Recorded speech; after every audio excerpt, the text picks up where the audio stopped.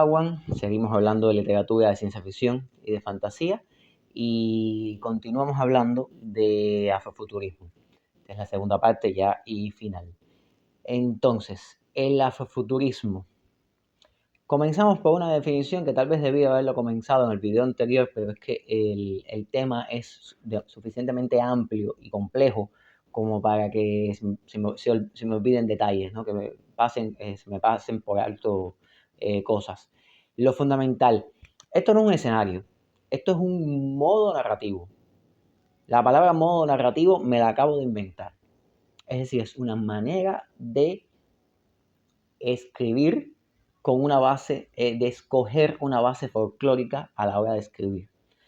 Pongamos, por ejemplo, tomemos como ejemplo la narrativa de ciencia ficción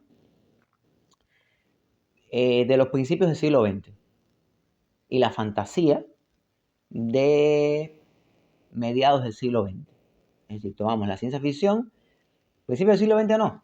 Vamos a tomar la ciencia ficción, la narrativa de ciencia ficción de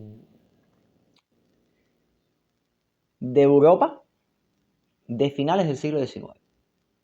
Estamos hablando de Julio Verne, estamos hablando de H.G. Wells y todo un gran conjunto de escritores que continuaron a principios del siglo XX, después del siglo XIX. Podemos incluir a Mary Shelley del siglo XIX, podemos incluir incluso a Poe, que no es europeo, pero forma parte del canon occidental. ¿Qué sucede con esto? La tecnología, es decir, el modelo de desarrollo seguido, el tipo de industrialización, la modernidad, los medios sociales, toda la cultura de la tecnología asociada a la ciencia ficción de finales del siglo XIX y principios del XX se corresponde con un grupo de países, con un selecto grupo de países que son europeos, occidentales, productores, países con mucha industrialización y que el que no es europeo es Estados Unidos. Es Estados Unidos. Estados Unidos también tiene un modelo de desarrollo, de industrialización y de producción semejante a su antigua metrópoli, que es el Reino Unido. Es decir, un país como España, que estaba menos industrializado, no entra dentro de este club. Es decir, si bien hay autores españoles que entraron en esta moda, en este movimiento literario, incluso en muchos países latinoamericanos, sobre todo en Argentina, en Cuba tuvimos también en el siglo XIX a principios del XX tuvimos una novela, La corriente del Golfo. Pese a que hubo novelas en estos países que no eran industrializados, siguiendo esta corriente, que eran novelas que pertenecían a personas que estaban conectados con este movimiento, bueno, pues sencillamente estamos hablando de un modelo de desarrollo, de una cultura tecnológica, que es la cultura tecnológica de los países desarrollados de la Europa occidental. Estamos hablando de Francia, estamos hablando de Inglaterra, quizás estuviéramos hablando de Alemania y estamos hablando claramente de Estados Unidos. No estamos hablando de Rusia, del Imperio Ruso de finales del siglo XIX, no estamos hablando de España, no estamos hablando de la España que estaba en medio de una política convulsa y con guerras de independencia en países como Cuba, que perdió la guerra hispano-cubano-norteamericana. Sí, la hispano-cubano-norteamericana, he visto por ahí por YouTube que se le habla solamente de la hispano-norteamericana, lo cual, bueno, soy cubano, ¿ok? Tengo un sesgo con eso. Entonces, ¿qué sucede? Estamos hablando de un modelo de desarrollo, que ese modelo de desarrollo ha cambiado muchas veces. Sin embargo, la mayor parte de la cultura, de la ciencia ficción escrita, que ganaba premios Hugo, premiada, que se copiaba el esquema, la mayor cantidad, digamos que la ciencia ficción que tenía arquetipos comunes, escenarios parecidos, formaba parte de este club, seguía formando parte de este club. Hubo una ciencia ficción soviética posterior a la Guerra Fría con sus propias características, ¿cierto? Hubo un movimiento de anime y de manga, de mangakas, que hacían una ciencia ficción en los años 90, 80, 90, interesante y que no tenía esto. Y hay toda una ciencia ficción latinoamericana, de la cual he hablado en estos videos, que no tiene que ver con esto. Pero el núcleo duro de la ciencia ficción del siglo XX, por decirlo de alguna manera, seguía teniendo el mismo modo narrativo que tuvo en sus comienzos a finales del siglo XIX. ¿Por qué? Porque respondía a una cultura tecnológica, a una cultura industrial, incluso a una etnia.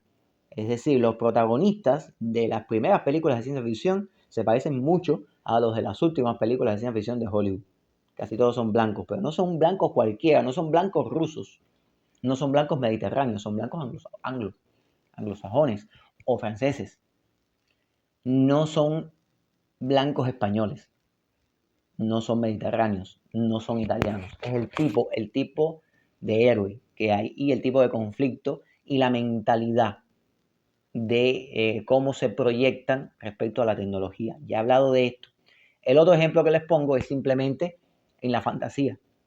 La fantasía que nosotros conocemos, que es la espada de hechicería, la alta fantasía, todo eso, lo que pueden encontrar en cualquier novela de Sanderson, eso responde a un tipo de fantasía, es decir, de literatura que se basaba en un folclore muy particular de una zona de Europa, que es el norte de Europa. No es una fantasía mediterránea. El Señor de los Anillos no entra, no toma el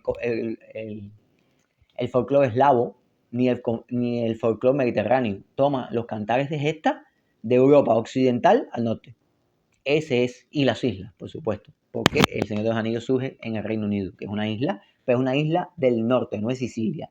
No estamos hablando de la épica siciliana, estamos hablando de una épica creada en Oxford, creada en el Reino Unido. Por lo tanto, tiene un modo narrativo, se identifica con un tipo de religión, con un tipo de creencia, con distintos tipos de etnias, distintos tipos de seres mitológicos, distintos tipos de dioses, distintos tipos de creencias, pero todo común a un área geográfica específica, es decir, un modo literario. Cuando aparece The Witcher, se nota que The Witcher es diferente. El brujo sería en español, de Tarkovsky. The Witcher es diferente porque su autor es polaco y porque está montado encima de una cultura que es la cultura eslava de Europa del Este. Es decir, igualmente válida, igualmente bien hecha. Lo que pasa es que simplemente el modo narrativo que emplea el autor es diferente. La mayor parte de las historias de espada y hechicería escritas en los Estados Unidos y escritas en Cuba mismo, aquí mismo en el Caribe, siguen un modo narrativo, el modo narrativo del Señor de los Anillos. Siguen el modo narrativo de las historias de la Europa occidental con costas en el norte, en el mar del norte. No la Europa occidental mediterránea, sino las historias del norte. Y del norte de Europa. Y es lógico. Y es lógico que eso suceda, ¿no? Que pase. Los primeros que podían publicar y que podían hacer este tipo de ejercicios son ellos. ¿A qué me refiero? Existen muchos modos narrativos. Y la colonización, la globalización, todos estos fenómenos a veces nos hacen pensar que hay un único modo narrativo. Y la academia tal vez haya ignorado esto porque hasta el otro día solo había una manera de contar las historias, la manera de los europeos occidentales. Entonces, industriales y de países industrializados o que fueron pioneros en la industrialización. No podemos... hay una ciencia ficción china que ahora mismo está desbordándose, saliéndose de las fronteras de China, que tiene los problemas chinos, tiene la cultura y el folclore chino, tiene la mentalidad, la forma de pensar china y tiene la proyección china hacia la tecnología, que es diferente a la proyección india, a la tecnología, que también existe. Ya la proyección japonesa la conocemos por el anime y el manga. En el caso de la China, en Occidente estamos empezando a aprenderla. Entonces, eso es lo que pasa con el afrofuturismo. Es decir, si bien en el video anterior yo les dije que había un sesgo por parte de los creadores del término afrofuturismo, por parte de Derby, había un sesgo y había un racismo, que lo había, no me arrepiento de mis palabras, sigo pensando que ahí había un sesgo racista y una voluntad de separar los negros de los blancos. Pero también es verdad que el tipo de racismo, el tipo de esclavitud, el tipo de colonialismo británico al que fueron sometidos los afrodescendientes, al que fue sometida la diáspora africana en Norteamérica, fomentó la creación, o no lo fomentó, pero la propició, la creación de dos grandes culturas. Una cultura europea, pura, porque era criolla, pero pura, europea, o sea que no se había mezclado con ningún esclavo, y una cultura afrodescendiente, una cultura de la diáspora africana. Pero no era una cultura africana, ya tenía elementos americanos, era una cultura también criolla, aunque la palabra criolla no se aplicara. No era tampoco una cultura mestiza, era una cultura criolla, eran hijos de africanos, igual que eran hijos criollo en el sentido español, de que criollo es el hijo de es el nativo. Por lo tanto, en Norteamérica hay al menos, porque no vamos a hablar de todo el resto de las influencias, ni de la zona norteamericana, con influencias claramente española y francesa, vamos a hablar solamente de la europea, de la división que existe entre la zona europea, norteamericana, anglo-descendiente, y la zona afrodescendiente, es decir, los criollos africanos y los criollos ingleses. Eso generó dos culturas que coexistían con una relación de poder disfuncional, sistema que es el sistema amo-esclavo. Entonces, por supuesto, es una respuesta artística normal que tú te bases en tu cultura cuando haces ciencia ficción. Por lo tanto, la ciencia ficción de los años 60-70 había dos ciencia ficciones, o al menos dos modos narrativos. Un modo narrativo folclórico asociado al mundo anglo y a los amos y a los dueños y a los que veían el desarrollo tecnológico como una manera de explotación, y a los afrodescendientes, a los criollos africanos, término que no emplea la academia, me lo acabo de inventar, pero creo que me pueden entender, a los criollos africanos, a los esclavos y descendientes de esclavos que veían el desarrollo desde el punto de vista de la explotación. Por lo tanto, y que además poseían un folclore diferente, un folclore distinto. Entonces, este folclore distinto, este modo narrativo, es el afrofuturismo clásico o el afrofuturismo norteamericano. Por lo tanto, es perfectamente válido. Pese a que haya sido tipificado por teóricos blancos y con un afán discriminatorio, realmente es válido. El afrofuturismo norteamericano, o a mí me encanta llamarle afrofuturismo clásico, es realmente válido porque tiene su propio modo narrativo. Y lo mismo pasa con el futurismo africano, con African Futurism. Mi inglés es terrible, tan terrible como mi nahual. El futurismo africano es realmente válido porque tiene un modo narrativo diferente. Ahora, ¿qué sucede cuando esto llega a América? América tiene su propio modo narrativo, que puede tener puntos en común o no con el modo narrativo del afrofuturismo clásico. O sea, cuando estamos montándonos encima de la cultura criolla africana, es decir, la cultura afrodescendiente o los descendientes de esclavos o los descendientes de la diáspora africana, podemos tener o no coincidencias con el modo narrativo y con la cultura angloafricana o de la diáspora angloafricana. Puede ser o no, depende del tipo de racismo y del tipo de explotación que haya tenido. ¿Qué pasa? Que cuando llegas a Cuba, cuando llegas a Dominicana, cuando llegas a Puerto Rico, cuando llegas a Martinica, cuando llegas a la zona costeña de Colombia, estamos hablando de un sistema de dominación diferente. Es la plantación, pero la plantación en el Caribe, que no es lo mismo que los algodoneros del norte de Estados Unidos, que no es lo mismo que la plantación de Brasil. Estamos hablando de un sistema de dominación que generó otro tipo de cultura y otra clase social, que es el mestizo, que es el mulato, que es el criollo en las Antillas no españolas. Es el creol de las Antillas no españolas, que hay un criollo como lenguaje, como cultura. Hay una cultura criolla en inglés, de la cual casi no se habla, y hay una cultura en francés, que es distinta. Y todo esto coincide con la cultura mulata, con la cultura mestiza, con la cultura prieta. Y de ahí viene, creo, que la voluntad de llamarle Prieto Punk al afrofuturismo del Caribe. Claro, Prieto Punk me parece que es simplemente el nombre es el nombre que le dimos en República Dominicana al afrofuturismo caribeño del Caribe hispano. Es el afrofuturismo caribeño, pero del Caribe hispano. Ya creo que no tiene mucho sentido ponerse a inventar nombres a esta altura del partido. O sea, o le llamamos afrofuturismo del Caribe, o le llamamos Prieto Punk, o lo que sea. Da igual el nombre. Lo importante es que quede claro que el modo que todas estas historias, una historia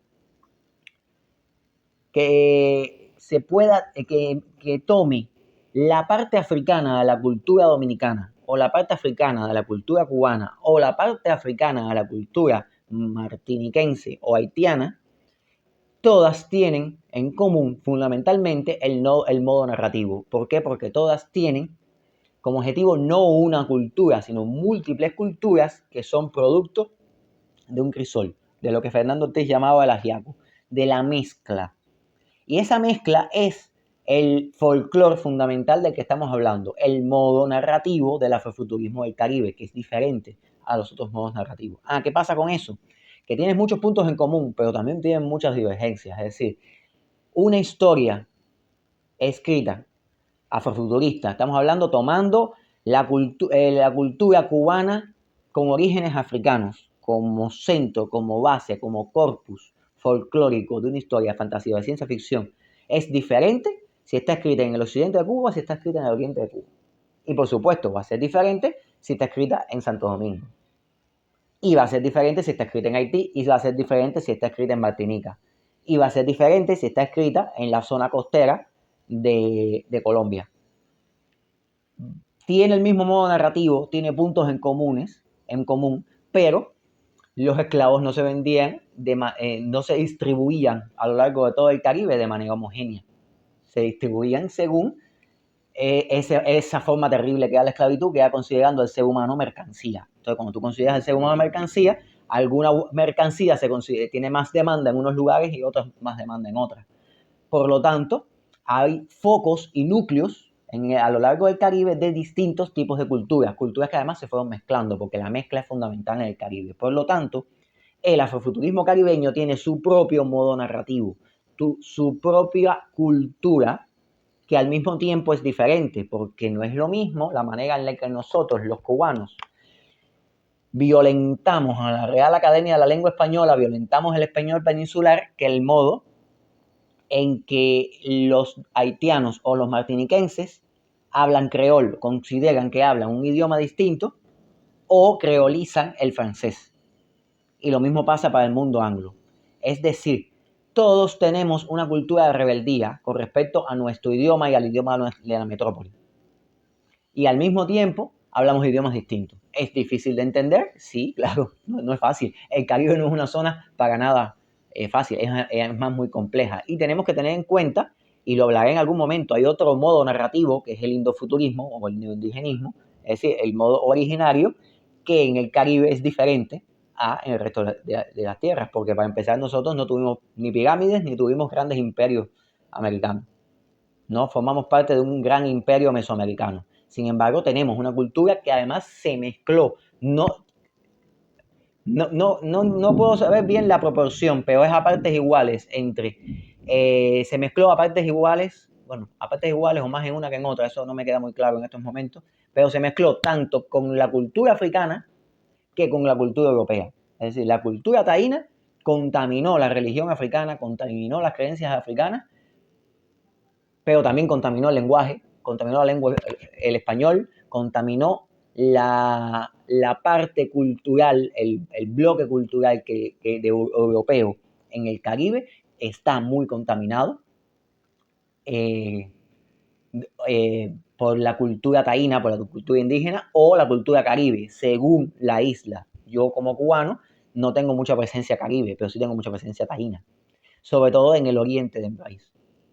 Pero hay lugares donde hay las dos presencias. Entonces, para resumir, y sea un video corto porque es más bien el epílogo del video anterior para que no sea tan largo. El afrofuturismo es un trabajo en proceso. ¿Habrá un afrofuturismo de la América continental? Por supuesto. El modo narrativo de Brasil, del afrofuturismo de Brasil, ¿es propio y es único? Sí, por supuesto, es diferente. El afrofuturismo caribeño, llámese como se llame, se crea en la distinción que se crea, tiene el mismo modo narrativo, que es el modo narrativo de la mezcla, del mestizaje. No estamos hablando del criollo africano versus el criollo europeo o el criollo anglosajón. No, estamos hablando de el criollo anglosajón, el criollo africano y el mulato y la mezcla de ellos y el creol. Creol futurismo me encanta como nombre, como palabra, aunque está fuera del idioma español. Entonces, detalles pensados en el futuro. Bueno, para recopilar todo qué está pasando con el afrofuturismo caribeño, tenemos que aprender otros idiomas. Y no solamente aprender inglés y francés y holandés, sino aprender los criollos, las versiones criollas de todo esto. Por lo tanto, es un trabajo muy difícil.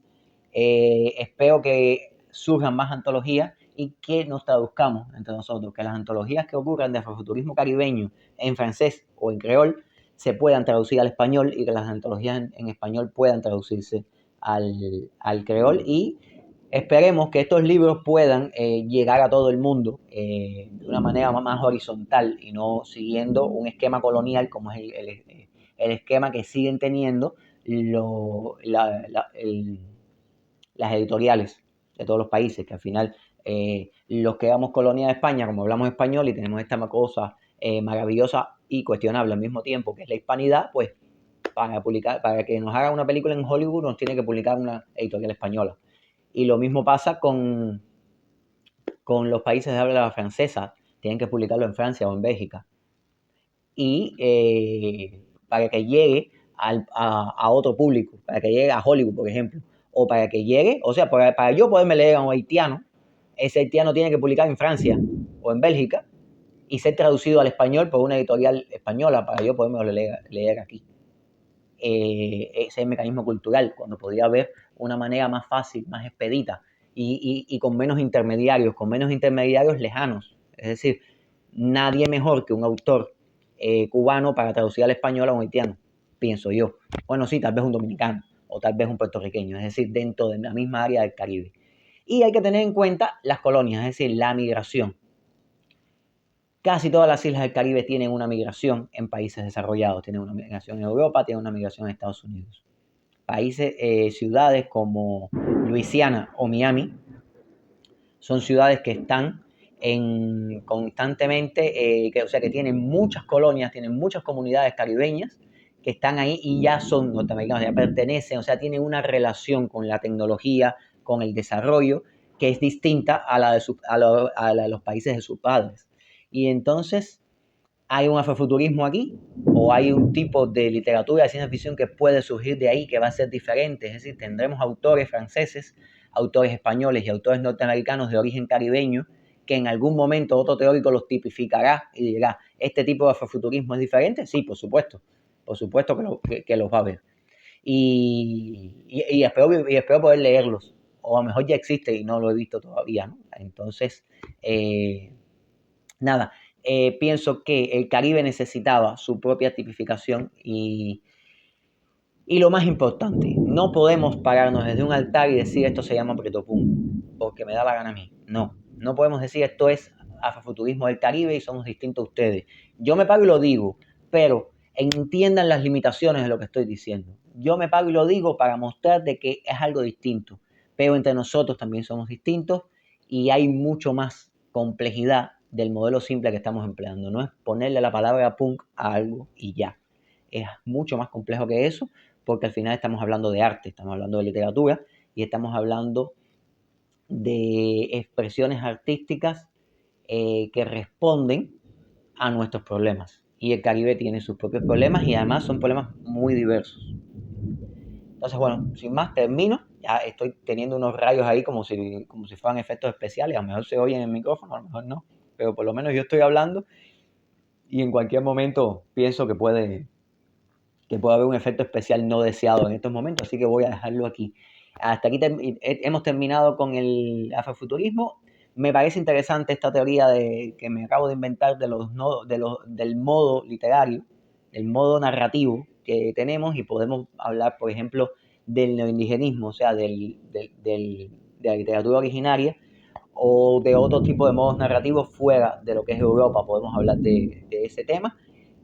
Aunque les debo el escenario de la ópera espacial, que es un escenario complejo, que tal vez se lleve más videos. Ya veré de qué hago el próximo video. Igual, muchas gracias por su atención, mis jóvenes Padawan. Ahí nos vemos.